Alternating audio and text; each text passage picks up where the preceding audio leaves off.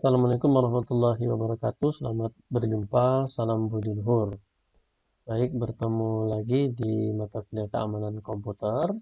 Nah, untuk pertemuan kali ini kita akan membahas mengenai mengamankan transaksi online atau securing online transaction. Nah, untuk buku referensi masih menggunakan beberapa buku yang ada di layar. Kemudian menggunakan Certified Secure Computer User CSCU yang diperoleh dari isi konsil. Baik, yang pertama kita akan lihat berita keamanan atau security news.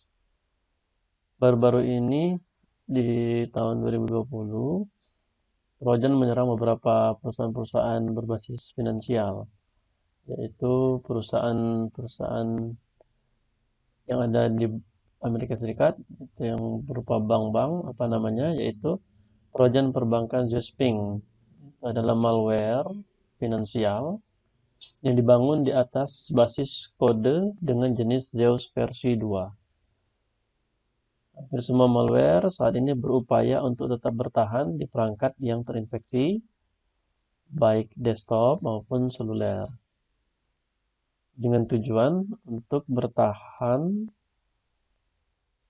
dari reboot system, baik di seluler maupun di desktop. Nah, Ziosping juga disebut sebagai Z-Loader atau Terdot yang pertama kali muncul pada tahun 2015 yang menyerang terhadap bank-bank yang ada di Amerika Serikat. Pada bulan Maret, di bulan Mei 2020, IBM mendokumentasikan gelombang serangan di mana Trojan telah disembunyikan dalam dokumen phishing, disebarkan melalui email, dan disamarkan sebagai informasi yang berkaitan dengan pembayaran bantuan COVID-19. Nah, Ziosping beroperasi melalui lampiran berbahaya, di mana korban diminta untuk mengaktifkan makro. Setelah disebarkan, malware menambahkan kunci dan menjalankan Windows Registry. Kemudian akan disebarkan program yang dapat dijalankan atau sebagai pustaka tautan dinamis berbahaya dengan ekstensi DLL. Malware ini telah dirancang untuk mengambil kredensial seperti detail perbankan atau nama pengguna dan sandi akun untuk layanan online. Ziosping menggunakan teknik injeksi browser untuk mencapai tujuan ini, memasukkan kode berbahaya ke Explorer Exe dan proses browser untuk mengarahkan korban ke domain penipuan ketika mereka mencoba mengunjungi situs web keuangan. Ziosping juga akan membuat proses mandiri bernama mscexec.exe untuk meniru program yang sah secara diam-diam. Nah, ini contoh dari Ziosping. Serangannya itu yang dapat dieksekusi yaitu uhot.exe yang menyerang registry key current user. Pada registry ini dia menanamkan file berekstensi exe yang nantinya akan aktif untuk menyerang korban. Nah, kemudian tujuan dari pembelajaran hari kali ini adalah ada beberapa, yaitu yang pertama adalah belanja online, bagaimana belanja online bekerja, perbankan online, layanan pembayaran, SSL dan simbol gembok. Yang terakhir adalah mengidentifikasi situs web yang dapat dipercaya. Nah, pada bagian ini belanja online atau online shopping. Jadi online shopping adalah proses membeli barang dan layanan langsung dari penjual melalui internet. Manfaatnya, belanja online ini adalah biasanya tersedia 24 jam sehari. Kemudian di sana dijelaskan mengenai produk dengan berupa teks, foto, maupun video dan lain sebagainya. Nah, biasanya nanti jika sesuai barang yang dicari itu akan ditentukan penawaran.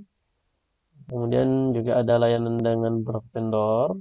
Biasanya manfaat dari belanja online ini adalah diantaranya adanya kartu kredit atau debit untuk pembayaran, kemudian untuk membeli produk kita tidak perlu pergi ke toko.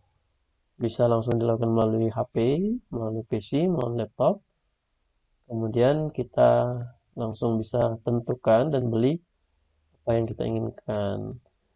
Kemudian belanja dan fasilitas dari belanja online ini adalah adanya untuk membandingkan produk dan harga secara online telah menjadikan belanja online ini sebagai pilihan yang menarik bagi konsumen.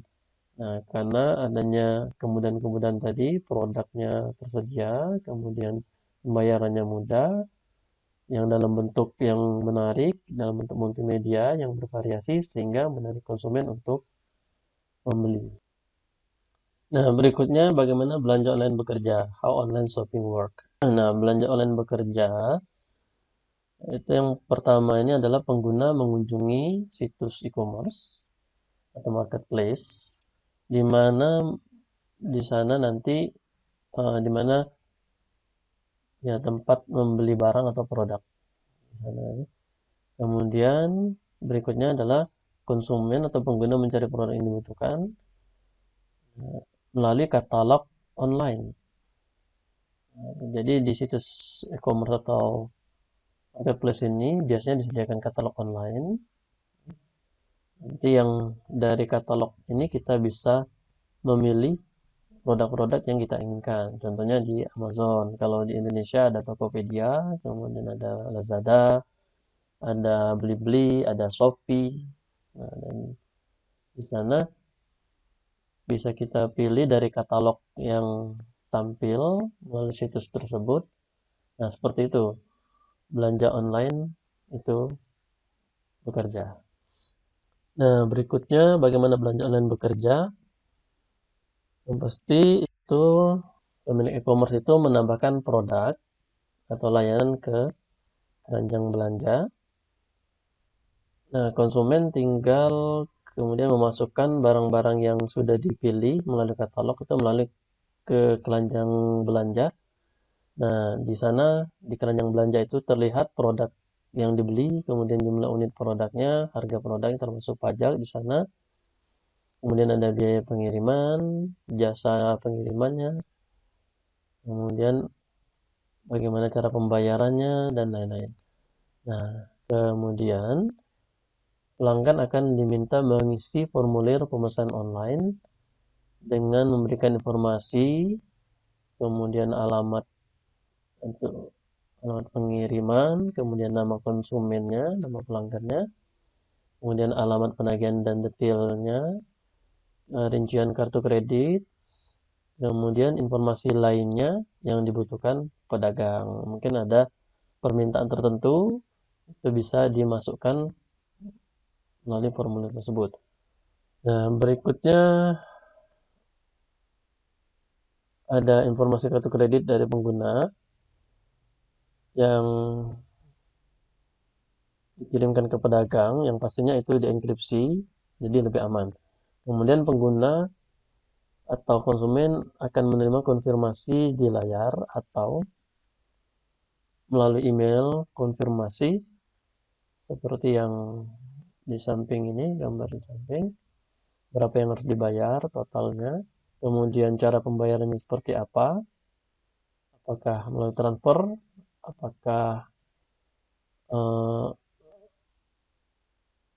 ya bisa transfernya menggunakan ATM, bisa menggunakan e-banking, bisa juga menggunakan kartu kredit atau sistem pembayaran yang lain, atau kalau di e-commerce yang ada di Indonesia itu bisa melalui COD, misalkan di Shopee atau di Lazada. Ini menunggu barangnya datang kemudian langsung bayar di tempat. Nah, yang berikutnya adalah perbankan online atau online banking. Jadi perbankan online adalah metode melakukan transaksi bank atau membayar tagihan melalui internet. Ini memungkinkan pengguna untuk melakukan penyetoran, penarikan, dan membayar tagihan dengan satu klik mouse. Nah, jadi sangat mudah sekali dilakukan pembayaran transaksinya ataupun penyetoran, penarikan tadi melalui internet. Tinggal diklik saja. Nah, kalau pakai laptop atau PC, ya satu klik mouse. Tapi kalau kita menggunakan smartphone, dengan satu jari aja, dengan sentuhan jari itu sudah cukup.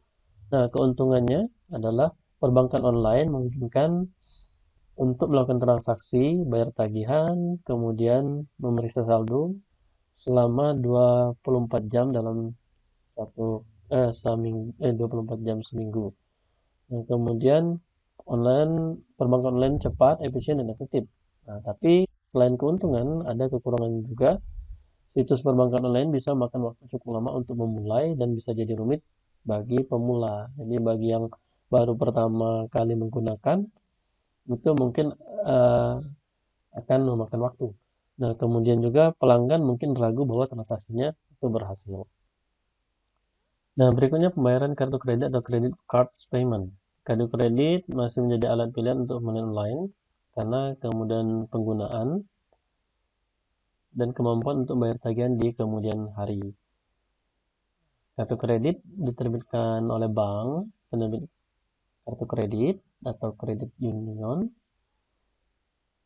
setelah memverifikasi kredensial pengguna. Pengguna kartu setuju untuk membayar penerbit kartu sejumlah yang digunakan untuk melakukan pembelian. Nah, kemudian pemegang kartu menunjukkan persetujuan untuk membayar dengan menandatangani tanda terima dengan catatan rincian kartu dan menunjukkan jumlah yang harus dibayar atau dengan masukkan nomor identifikasi pribadi, PIN, atau nilai verifikasi kartu, CVV atau CVV2. Nah, berikutnya jenis penipuan kartu kredit atau types of credit card fraud. Nah, ketika kita menggunakan kartu kredit, ya ada konsekuensi, bisa jadi terjadi penipuan-penipuan. Nah, ini ada beberapa jenis penipuan kartu kredit. Yang pertama, penipuan pesanan melalui surat kartu kredit. Jadi di sini pelaku mengumpulkan informasi tentang pemegang kartu dan mengirimkan permintaan ke bank untuk kartu baru atau pengganti. Kemudian yang kedua, skimming kartu kredit palsu. Biasanya pelaku menyalin data otentik secara elektronik pada strip magnetis kartu ke kartu lain tanpa sepengetahuan pemegang kartu asli. Nah, biasanya ini terjadi di ATM, di copy secara magnetis oleh pelaku. Jadi ketika kartu pemilik tadi dimasukkan ke dalam mesin ATM, nah ternyata di sana sudah ada alat yang diselipkan yang ketika kartu tadi dimasukkan akan disalin informasi dari kartu magnetis tadi melalui alat tersebut. Nah, kemudian disalin ke kartu dari pelaku tadi. Nah, kemudian penipuan tagihan balik atau chargeback fraud. Jadi pemegang kartu kredit asli menggunakan kartu tersebut untuk membeli barang atau jasa. Dan ketika laporan bank dikeluarkan, mereka menelpon bank dan mengklaim bahwa mereka tidak pernah memberi otorisasi transaksi tersebut. Seperti itu. Nah, kemudian penipuan kartu hilang dan dicuri. Kartu secara fisik dicuri atau hilang dan kemudian digunakan oleh pelanggar. Yang berikutnya itu adalah penipuan kartu tidak hadir, CNP, card not present, yaitu CNP fraud. Nah, pelaku mendapatkan rincian kartu kredit dan kemudian membeli barang dan jasa melalui internet atau dengan telepon, fax, atau email. Jadi dia menggunakan informasi rincian kartu kreditnya untuk membeli sejumlah barang atau jasa melalui internet. Yang berikutnya penipuan mesin ATM. Nah, pelaku merusak mesin ATM dan kemudian menipu pengguna untuk memasukkan PIN di hadapan mereka. Yang ketujuh yaitu selancar bahu atau shoulder surfing. Pelaku mengawasi pengguna memasukkan PIN di mesin ATM. Nah, jadi kita harus hati-hati ketika kita menggunakan mesin ATM. Bisa jadi di sebelah kanan kita, sebelah kiri, ataupun di belakang kita ada pelaku yang mengawasi ketika kita menggunakan atau masukkan PIN ke dalam mesin ATM tersebut. Nah, makanya di mesin ATM itu kalau kita perhatikan itu ada semacam cermin kecil. Itu salah satunya adalah untuk mengawasi kondisi di sekitar kita ketika kita menggunakan mesin ATM itu. Kita bisa melihat ke belakang apakah ada orang-orang yang mencurigakan, yang perilakunya mencurigakan. Nah, bisa jadi itu adalah pelaku kejahatan yang mengawasi kita ketika kita memasukkan PIN ATM. Nah, kemudian jenis penipuan kartu kredit yang lain adalah pencurian identitas. Pelaku menggunakan informasi pribadi yang diperoleh secara curang dari pemegang kartu kredit untuk mengakses rekening kartu kredit. Kemudian adalah layanan pembayaran online atau online payment service. Jadi kalau kita mau aman, selain menggunakan kartu kredit, ATM, nah melalui pembayaran PayPal atau melalui Amazon, melalui to checkout. Nah, ini beberapa situs-situs layanan pembayaran online. Di Indonesia itu ada beberapa yang bisa digunakan, ada OVO, kemudian ada Link Aja, kemudian GoPay dan lain sebagainya. Nah, berikutnya adalah SSL dan simbol gembok. SSL and the padlock symbol. Nah, SSL itu adalah Secure Socket Layer, teknologi keamanan standar untuk membuat tautan terenkripsi antara server web dan browser. Nah, biasanya tautan ini memastikan bahwa semua informasi yang dikirimkan antara server web dan browser diamankan. Kemudian simbol gembok adalah indikator bahwa sesi tautan dilindungi oleh enkripsi SSL tadi, Secure Socket Layer. Nah, ini lambang gembok, simbol gembok tadi atau padlock. Nah, kemudian untuk protokolnya diamankan oleh protokol HTTPS. Jadi kalau kita lihat simbol ini adalah indikasi atau ciri-ciri bahwa web itu sudah diamankan melalui SSL tadi. Nah, berikutnya bagaimana mengidentifikasi situs web yang dapat dipercaya atau identifying a trustworthy website. Cara termudah itu adalah dengan melihat simbol gembok tadi, simbol padlock tadi. Ini contoh situs klik BCA. Nah, selain itu, selain simbol gembok tadi, simbol padlock, simbol ini di atas, kemudian di bawah ini. Nah, kemudian kita lihat protokol yang digunakan adalah HTTPS. Jadi kalau untuk melihat aman atau tidak, ya kita melihat simbol-simbol ini tadi. Nah, kemudian untuk mengidentifikasi situs web yang dapat dipercaya, itu kita lihat sertifikatnya. Nah, jadi simbol gembok tadi ketika kita klik, nanti akan tampil jendela seperti ini. Kemudian ada tombol untuk view sertifikat. Ketika kita klik, ini nanti akan diarahkan ke tab general. Dan di sini akan tampil SSL server sertifikat. Akan kelihatan informasi penerbit sertifikat. Nah, organisasinya apa? Diisu oleh siapa? Organisasinya adalah VeriSign Trust Network. Ini adalah certification authority-nya. Nah, untuk pertemuan hari ini kita cukupkan.